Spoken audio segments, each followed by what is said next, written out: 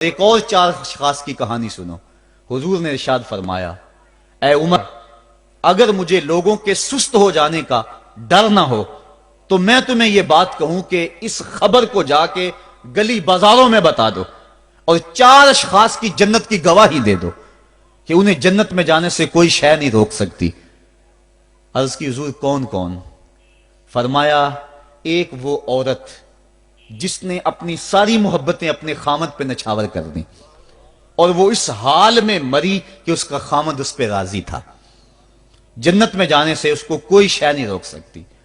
اور دوسرا وہ شخص جس کے بچے زیادہ ہیں، ذرائع آمدنی تھوڑے ہیں، لیکن اس نے اپنے بچوں کے پیٹ میں حرام کا لقمہ نہیں جانے دیا، محنت کرتا رہا، اوور ٹائم لگاتا رہا، مزدوری کرتا رہا اور اپنے بیٹوں کے لیے رزق حلال کی تلاش میں رہا۔ وہ بوڑھی کمر پہ بوریاں اٹھا اٹھا کے کام کرتا تھا اور اپنی کثیر اولاد کی پرورش کے لیے اس نے محنتیں بلی کی اور ان کو حرام کا لقمہ نہیں کھلایا۔ فرمایا قیامت کے دن اس کو بھی جنت میں جانے سے کوئی شے رکاوٹ نہیں پیدا کر سکتی۔ اور تیسرا حضور نے فرمایا، وہ شخص کہ جو اپنے والدین کے ساتھ حسن سلوک کرے اور اس کے والدین اس پہ خوش ہوں، اس پہ راضی ہو جائیں۔ اور چوتھا وہ شخص کہ جس نے ایسی سچی توبہ کی کہ گناہوں کی طرف پلٹنا اس کے لیے اتنا مشکل تھا، جس طرح جانور کے تھن سے نکلا ہوا دودھ واپس نہیں جا سکتا، وہ گناہوں کی دنیا میں دوبارہ نہیں جا سکتا۔ تو یہ فرمایا یہ 4 شخص ایسے ہیں، عمر اگر اس بات کا ڈر نہ ہو کہ لوگ سست پڑ جائیں گے تو ان 4 اشخاص کے بارے میں شہادت دے دو کہ یہ دنیا پہ چلتے پھرتے جنتی۔ تو ماں باپ کی خدمت کرنے والا، ماں باپ کو راضی رکھنے والا یقیناً اللہ کی نعمتوں کا حقدار ہے۔ وہ بدبخت ہیں بیٹے جو ماں باپ کو راضی نہیں رکھتے۔ اللہ کے حبیب صلی اللہ علیہ وسلم کی خدمت میں ایک شخص حاضر ہوا اور اس نے اذن جہاد طلب کیا، حضور میں جہاد پہ جانا چاہتا ہوں، مجھے اجازت مرحمت فرمائے۔ حضور نے فرمایا، احی والدا کا، کیا تیرے والدین زندہ ہیں؟ کالا نعم، عرض کی ہاں حضور میرے والدین زندہ ہیں۔ کالا ففیہما فجاہد، کہا جا ان کی خدمت کر، یہی تیرا جہاد ہے۔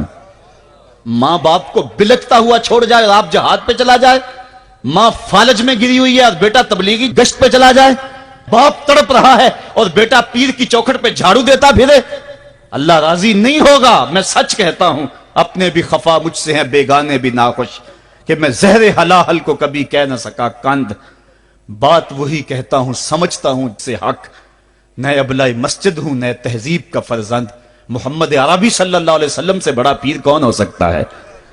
لیکن حضرت وہ ویسے کرنی نہیں آ رہے۔ آقا کریم اپنے بٹن کھولتے ہیں اور کرن کی طرف، یمن کی طرف رخ کر کے لمبی سانسیں لیتے ہیں اور کہا، میں رحمان کی خوشبو پا رہا ہوں۔ ایک دن صحابہ نے پوچھا، بندہ نواز جس کے لیے تڑپتے ہو، جس کی ٹھنڈی ہوائیں آپ کو آ رہی ہیں، وہ آپ کا بڑا پیار کرنے والا ہے؟ کہا ہاں، میرے سے بڑی محبت کرتا ہے۔ تو کہا پھر اتنی محبت کرتا ہے تو یمن تو دور نہیں ہے، بلال حبش سے آ گیا، سلمان فارس سے آ گیا، سہیب روم سے آ گیا، اور وہ یہاں یمن سے نہیں آ سکا؟ فرمایا اس کی بوڑھی اور نابینا ماں ہے جس کی خدمت اس کو نہیں آنے دیتی۔ اللہ اکبر۔ اب حضرت اویس کرنی نہیں آئے لیکن خیر التابعین کہلائے، آئے نہیں لیکن حضور ان کی یاد میں تڑپ رہے ہیں۔ اللہ، بلکہ حضور نے فرمایا کہ کوئی جائے اویس بن عامر کو ملے اور جب ملے تو اس کو کہنا میری امت کی بخشش کی دعا کرے۔ جو ماں باپ کی خدمت کرتا ہے، اس سے ثابت ہوا اس کی دعائیں قبول ہوتی ہیں۔ میں نے ایک روایت میں پڑھا ہے کہ جو آدمی روزانہ اپنے والدین کے لیے دعا کرے، والدین زندہ ہوں تب بھی، والدین فوت ہو گئے ہوں تب بھی، یہ عادت بنا لے، روزانہ ماں باپ کے لیے دعا کرے، ساری زندگی اس کے رزق میں بے برکتی نہیں آئے گی، اللہ اس کو رزق کی فراوانی عطا کر دے گا۔